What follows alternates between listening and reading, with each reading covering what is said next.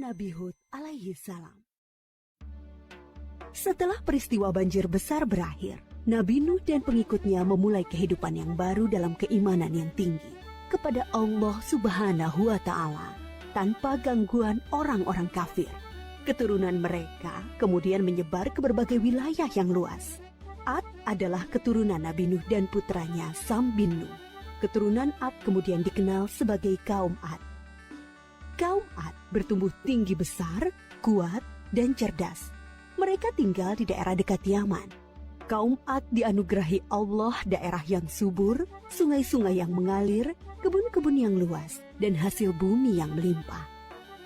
Kaum Ad pandai dalam tata kota dan pemerintahan.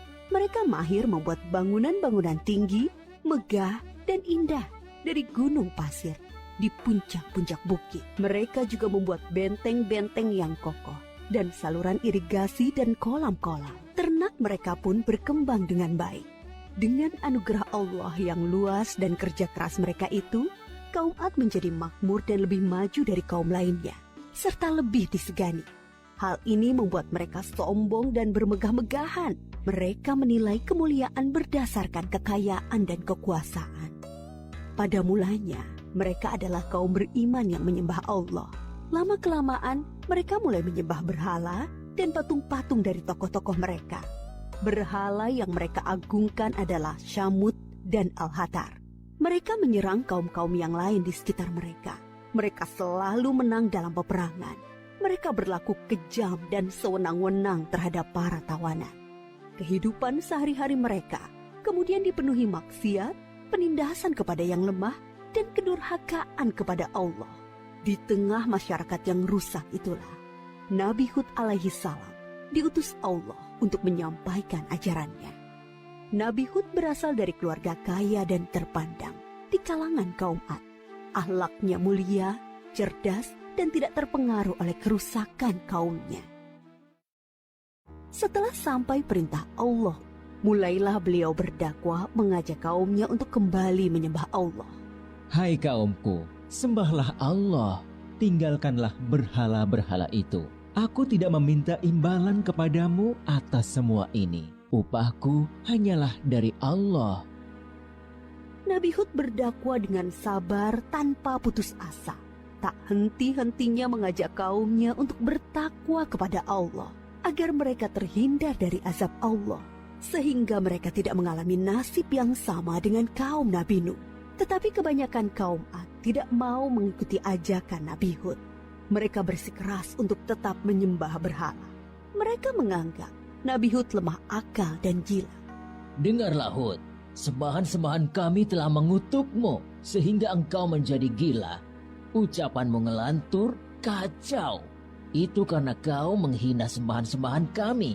Kami tidak percaya pada ucapanmu. Datangkanlah azab yang telah engkau ancamkan. Kami tidak takut sedikit pun.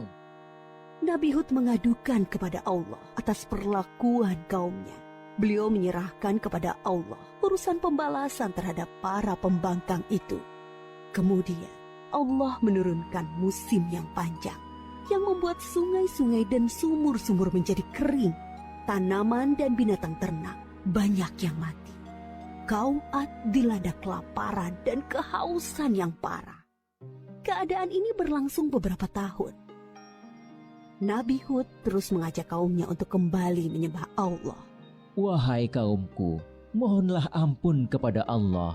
Niscaya Dia akan menurunkan hujan yang lebat dan menambah kekuatanmu. Tetapi kebanyakan dari kaum Ad itu tetap pada kesesatannya. Mereka memohon-mohon pada berhala itu untuk segera mengakhiri kemarau dan menurunkan hujan. Mereka tetap tidak mau menyembah Allah. Akhirnya tibalah ketetapan Allah, yaitu azab yang diancamkan kepada mereka. Muncul awan hitam membentang di langit. Gumpalan awan hitam itu sangat tebal dan luas. Orang-orang kafir melihat awan hitam itu sangat gembira. Mereka berlarian sorak-sorai menyongsong awan itu. Mereka mengira hujan lebat akan turun sebentar lagi. Sesembahan kita telah mengabulkan doa kita. Hujan akan turun. Kesengsaraan kita akan segera hilang. Ternyata dugaan mereka salah besar. Gumpalan awan itu adalah azab dari Allah untuk orang-orang kafir. Terdengar suara gemuruh yang menakutkan. Bertiup angin yang sangat kencang. Angin itu dingin sekali rasanya. Orang-orang yang semula berkumpul menyambut hujan menjadi panik berhamburan mencari perlindungan. Jerit tangis terdengar di mana-mana. Tolong! Oh, dingin sekali. Ampun, aku tidak tahan. Tolong. Orang-orang itu putus asa dan menyesal. Tetapi sudah terlambat. Angin dingin itu bertiup luar biasa kencangnya. Selama 7 hari 8 malam. Menumbangkan apa saja yang dilaluinya. Pohon-pohon, gedung-gedung megah, rumah-rumah, patung-patung, berhala. Semua rusak porak-poranda. Setelah 7 hari 8 malam, topan itu berhenti. Negeri kaum Ad yang megah telah rusak binasa. Mayat-mayat orang kafir bergelimpangan di mana-mana. Tubuh yang tadinya gagah perkasa menjadi seperti batang pohon yang lapuk. Hanya Nabi Hud dan pengikutnya yang diselamatkan oleh Allah dari azab itu. Mereka kemudian hijrah ke Hadramaut, membangun kehidupan baru di sana. Mereka hidup sejahtera dengan beriman kepada Allah Subhanahu wa Ta'ala. Nabi Hud wafat di tempat baru itu. Kisah Nabi Hud mengajarkan kepada kita bahwa kekayaan, kepandaian, kekuatan tubuh yang dibangga-banggakan kaum Ad akhirnya musnah.